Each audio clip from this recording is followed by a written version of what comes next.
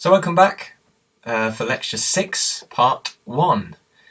Today we'll discuss moderators, from how we quantify their efficiency, liquid to solid moderators, any unique phenomena seen, such as Wigner energy in graphite, and other radiation effects before we move onto our final component, control rods. So what are moderators and why do we use them? Well, we use moderators in thermal reactors to slow down fast neutrons with an energy, fast neutrons, an energy of around 2 mega electron volts, and a moderator will slow down that neutron to around 0.025 electron volts rather than mega electron volts. So it slows them down to thermal energy neutrons, whilst avoiding absorption to ensure that we've got a sufficient number of neutrons available to sustain our chain reaction. So, would you use a moderator in a fast breeder reactor? No. As in those reactors, we use fast neutrons to breed our fuel, so there's no slowing down of neutrons required. So what do you think we need from a moderator in terms of cross sections? Well, we need a low neutron absorption cross section, like I said, but most importantly, we need a high scattering cross section. And if you look at the graph on page 68, such materials fulfilling this criteria are in the top left of that graph. So you can see hydrogen, carbon, so you can see where we're going. Why water might be used. So how can you improve the scattering capabilities of a moderator? Well, the mass of the nuclide is quite important when it comes to energy transfer, as when two colliding masses are equal in mass, like my two fists, when they collide, that is when the energy transfer is most efficient, when the masses are equal to one another. So for a neutron, we want as low a mass as possible on the material it's colliding with, because then it will transfer the most energy from that neutron to the material. Yeah? And if we're slowing down neutrons, that's what we want. We want to take energy from that neutron. Hence why hydrogen, or materials containing a high density of hydrogen atoms, can be very effective moderators. And the factor by which the neutron energy is reduced per collision is independent of the neutron energy, and is given in the equation I've shown below on page 68, where A is the mass of the nuclide, E0 is the energy prior to the collision, and E1 is the spot collision energy. Yeah. We shan't derive this now, but a key assumption is that the collisions are considered purely elastic and involves calculating the energy lost by a neutron for any given angle of contact and integrating over all possible angles to obtain an average. I can guide you through that in one of our supervisions, but it's not necessary for this course. It's out of the scope. But the factor is important, and if we use this factor and multiply it by the scattering cross-section over the absorption coefficient, you have the moderating ratio, which is a common way of measuring the efficiency of a material in moderating neutrons. There you go, the moderating ratio. So, the moderating ratio, let's take this graph here on page 69. Shown in the following graph as a function of atomic number. Okay, so you've got moderating ratio and atomic number, with deuterium right in the top left corner there. So deuterium is excellent as a moderator, hence why can-do reactors use heavy water, so deuterium oxide, D2O, to improve the neutron economy, because they've got more neutrons available, which means that they don't need to use enriched uranium. They can use natural uranium. And if we use this factor, well, for now, let's think about other reactor types. So you may remember that AGRs, advanced gas reactors, and the old Magnox reactors that preceded them, they use graphite as a moderator. Well, let's now take a look at graphite and some of the issues observed in the previous operation. Well, as we know, graphite has a low neutron absorption cross-section, and as carbon's relatively light, it scatters neutrons very effectively. So what does it look like on an atomic scale? Well, it's exactly what we have here. Graphite is hexagonal and is used in its bulk crystalline form in practice, processed to be as isotropic as possible, giving much better radiation stability. However, under irradiation you start to get expansion of the C lattice parameter. Okay? And with that, you get a decrease in the A parameter, with macroscopic dimensions parallel to those same axes changing at least as much, and mostly at constant volume. And where does this growth come from? From the formation of dislocation loops. And the basal plane contraction is due to the collapse of vacancy loops.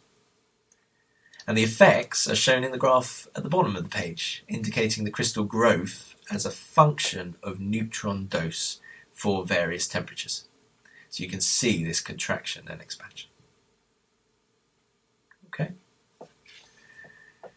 Now, if we're on the subject of temperature, if we're on the subject of temperature, if we irradiate below 300 degrees Celsius, the coefficient of thermal expansion changes for graphite, as shown here, down from 26 to 14 times 10 to the minus 6 per Kelvin. So from 26 to 14 times 10 to the minus 6 per Kelvin. Parallel to the C, and from minus 1.25 to plus 1 parallel to the A. And this change is shown in the graph below, showing expansion coefficients as a function of neutron dose for different irradiation temperatures. But not only that, thermal resistance changes as well. Actually, thermal resistance doubles. You will observe an increase in creep rate, strength, and Young's modulus, and the reactivity will increase, which is a major concern with respect to oxidation when you get that increase in reactivity. Okay. However, of most interest is probably the phenomenon that caused the most famous nuclear accident in UK history. We've gone through Fukushima last lecture briefly. We'll go through the UK version, which some of you may know, some of you may not. And that's the Windscale fire of 1957. And that fire occurred at the Windscale plant in Sellafield, which is in Cumbria. And it was because of the graphite used in the design combined with the temperatures that it operated at. Because in the open structure of graphite, there is no displacement spike. However, plenty of atoms are still displaced. And if at a low enough temperature, there is not sufficient kinetic energy to anneal out that damage as it accumulates. So you're not annealing it out, you're just building more and more damage. And that phenomenon was first pointed out by a chap called Eugene Wigner, and the stored energy can prove to be really quite significant. For example, 2.72 kilojoules per gram at room temperature, which is enough to heat graphite by about 1300 degrees Kelvin adiabatically. And as such, that energy is termed the Wigner energy after Eugene Wigner. So as graphite irradiated at low temperature accumulates all that stored energy, when it's heated, all that energy is suddenly released and it rapidly heats up the graphite, as shown in the graph at the bottom of the page here. If you take the graph on the left, you have two heating runs of a room temperature irradiated graphite sample. The first run, you see a spike. Shows the spike where Wigner energy is released. The second run shows that the stored energy has already been released in the first run, so there's no spike. Okay, so it just shows that all that stored energy has been released. The graph on the right shows the rate of that energy released as a function of temperature for 3 different irradiation temperatures.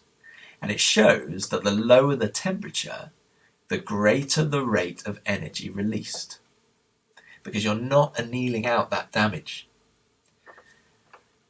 So let's go back to wind scale. At wind scale, you got this, runaway reaction, but it was so severe that a fuel rod ruptured. And that resulted in the burning of uranium and a release of radioactive iodine. And you absorb iodine, and it can cause quite a lot of damage. That's why you take iodine tablets in the event of a nuclear accident to saturate with iodine so you can't absorb any dangerous isotope of iodine. Now that release and that burn, that energy jump wouldn't have occurred if we'd used ceramic uranium dioxide. We wouldn't have got that burning of uranium. So although we would have had the jump in temperature, the uranium wouldn't have gone on fire if we would have had ceramic uranium dioxide, because that would avoid the risk. It's one of the safety benefits of uranium dioxide. Now it's somewhat beyond the scope of the cause, but the cause of this Wigner energy is the production of interstitial vacancy pairs. And those interstitial vacancy pairs, it's about those relaxing into complexes. And those complexes then recombine into perfect graphite. And when they recombine to perfect graphite, they release all the energy that they've stored. So is ever using graphite as a moderator, if you're ever doing that, you must operate at a high enough temperature to avoid significant energy being stored up. And in turn, you will avoid the risk of a runaway reaction. Now, I find that quite interesting, and accidents students seem to find one of the most interesting bits, but although I avoid them like the plague, because eventually there's only so many times you can explain Chernobyl, but I'm happy to do that in one of our supervisions. But for now, that's all we're going to cover with graphite. But there are other solid moderators. Graphite's not the only one. We saw that hydrogen is a good moderator, and I suggested anything with a high density of hydrogen would be a good moderator. Well, there are a number of hydrides that you can use as a moderator, such as Zirconium Hydride.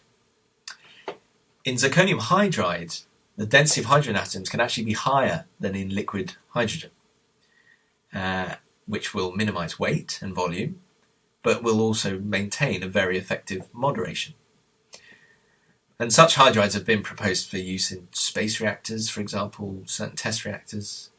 Problem is, they're very brittle. They've got poor thermoconductivity, and so they pose quite a significant challenge to cool. Often this bit suggests that they need their own cooling system. But there's not only hydrides, there's also beryllium.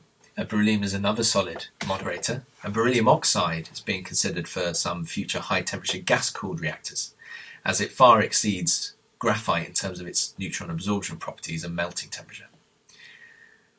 But for those of you that have used, say, one of the TMs, one of the transmission electron microscopes here at Cambridge, in the materials department, for example, or in physics, you'll know that beryllium's very toxic. You might remember the tool that you might have used to fix your TEM films into your holder.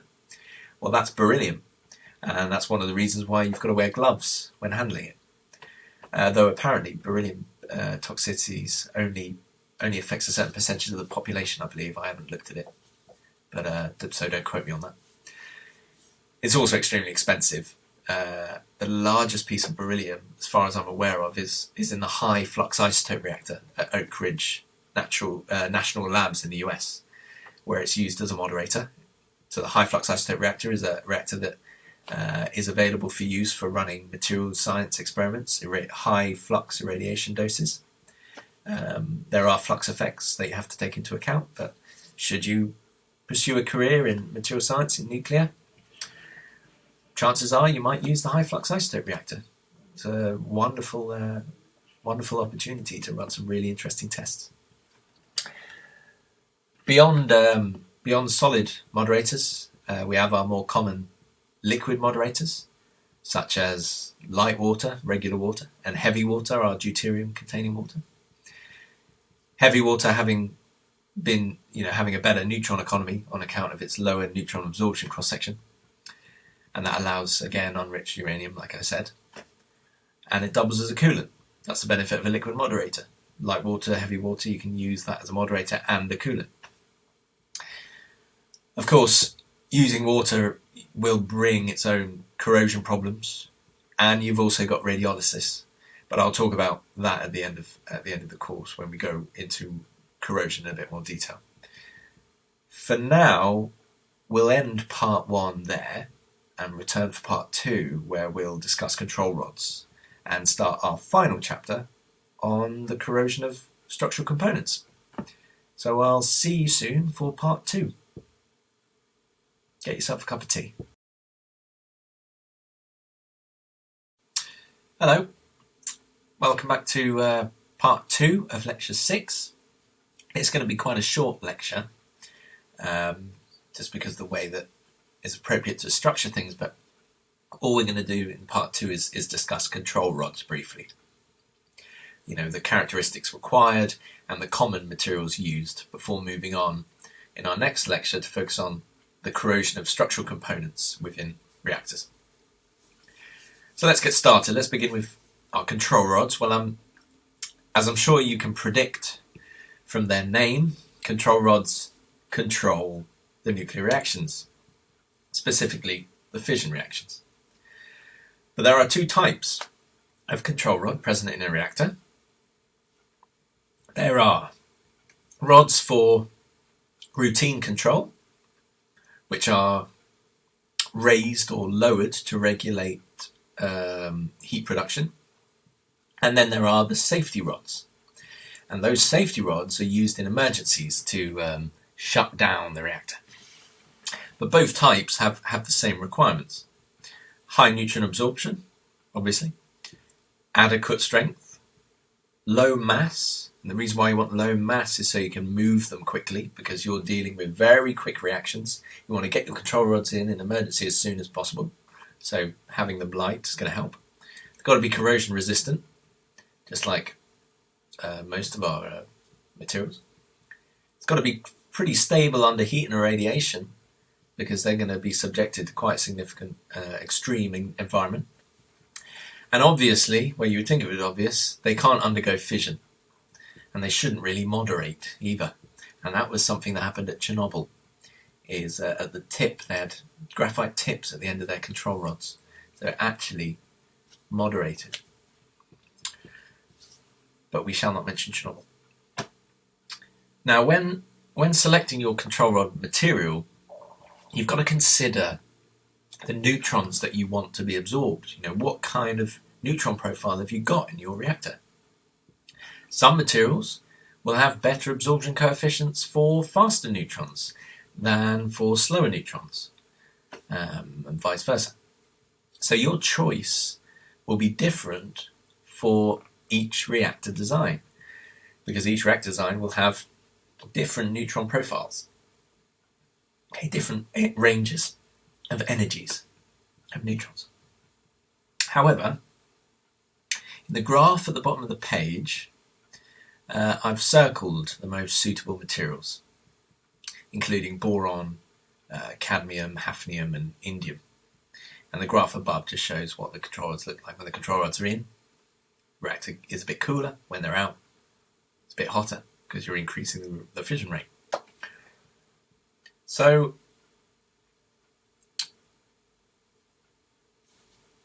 normally control rods are in the form of stainless steel tubes, shaped to fit in between fuel assemblies.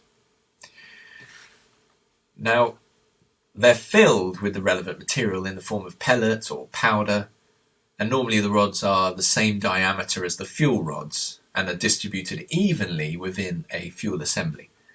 Because if you had, for example, a monolithic control rod, that would lead to quite significantly non-uniform temperature and fuel fission.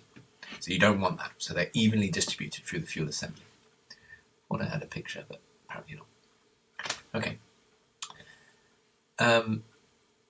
So what materials are typically used?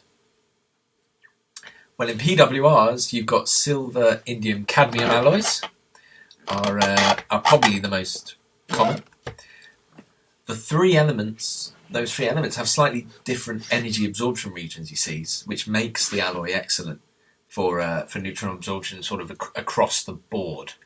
Plus, it has good mechanical strength and can quite easily be fabricated.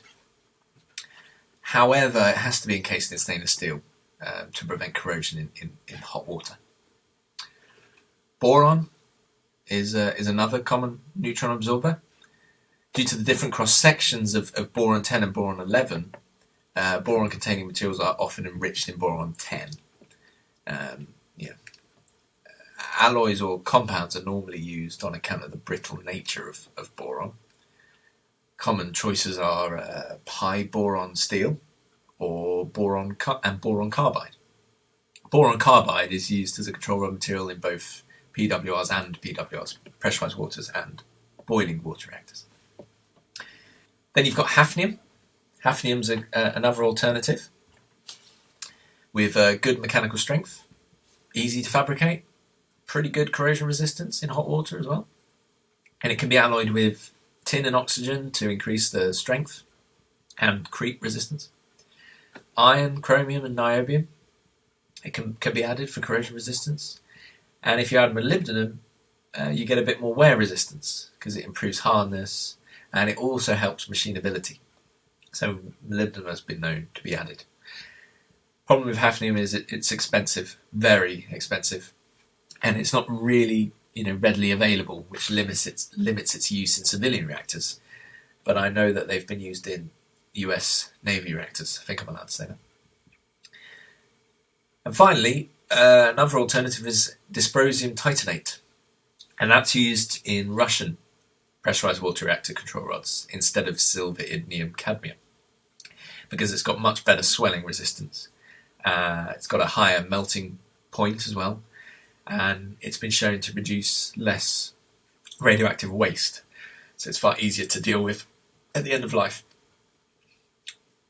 And really, that's all you need to know for the time being in control rods. Somewhat shorter lecture part, but we'll return for our final lecture on corrosion of structural components next time, and summarise the various radiation effects reviewed across the course. So I'll see you then for lecture 7, part 1.